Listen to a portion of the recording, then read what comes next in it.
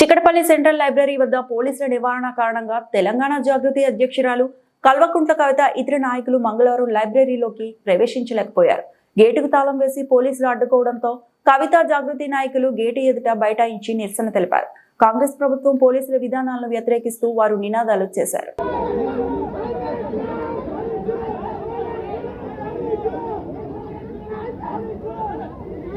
కాంగ్రెస్ పోవాలని అడుగుతున్నాం. పోతుంది, ఖచ్చితంగా పోతుంది. నిరుద్యోగులతో పెట్టుకున్న ఏ ప్రభుత్వాలు నిలవలేదు, ఏ దేశాలు నిలవలేదు, ఏ రాష్ట్రాలు నిలవలేదు.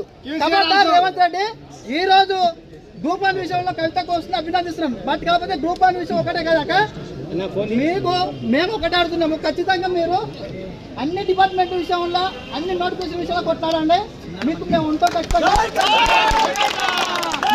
నువ్వే కాదు, నీతో పాటు ఏ వ్యక్తి వచ్చినా మా కోసం కొట్లాడడానికి.